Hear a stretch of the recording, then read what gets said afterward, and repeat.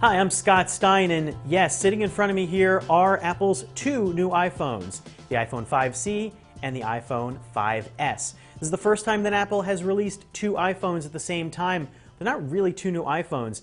One is a nice design shift away from the iPhone 5, really an iPhone 5 with a new paint job and a couple of new tweaks.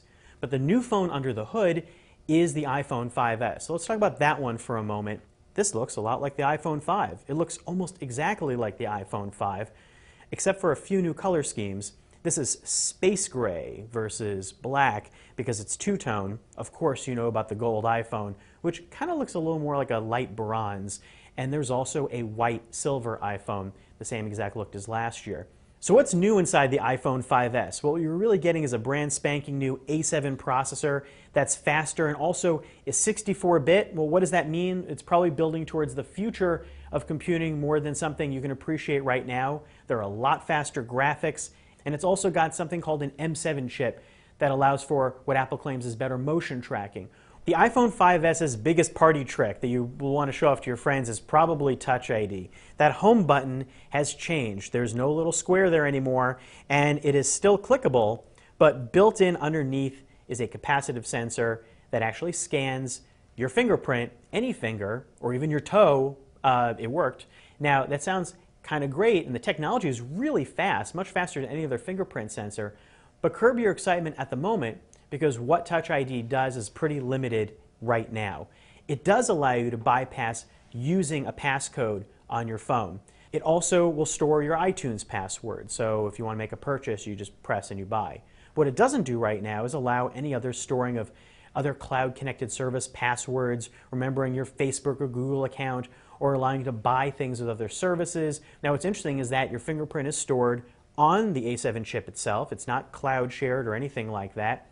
And it will allow you a certain grace period of login attempts, but then it will default to asking you for your passcode if you don't scan enough times correctly, or if you restart your phone. So keep your passcode handy, keep your iTunes account handy. Now, the changes with the camera are multifold. Some of them have to do with the A7 processor, some of them have to do with some changes in the sensor design and the flash. There's a larger sensor, although it's still 8 megapixels. The pixels are actually larger, and the aperture is larger. Now, that means better light sensitivity, and there's now built-in image stabilization, so there's a little less blur.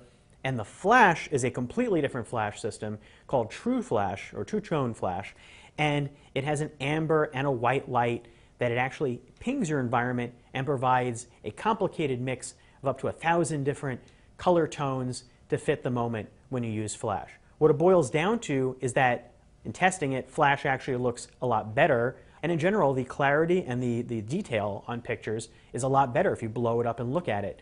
Now, there's some other tricks too in this camera. You've got a new video recording mode. It actually gives true slow-mo recording capability, and that's a separately toggled mode from regular 1080p video recording. You have to trigger it, and it records in 720p at 120 frames per second.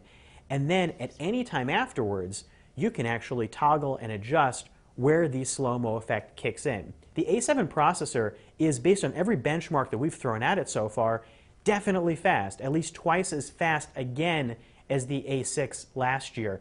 But what shows that off? In everyday operations with the current apps that are out there, you may not notice it, but you can definitely expect that there are going to be games coming down the line fast and furious that take advantage of those better graphics. Of course, you're also getting iOS 7 that's pre-installed on the iPhone 5S. What hasn't changed is the screen. It's still a 4-inch 1136 by 640 Retina display, and it still looks great, but it looks exactly like the iPhone 5 before it, and the size is the same. Overall, the battery life also is performing at about the equivalent of what the iPhone 5 did. The iPhone 5S just looks a lot like the iPhone 5. It's definitely a better phone, but those improvements are really things you may have to wait for down the line versus stuff you can appreciate right now.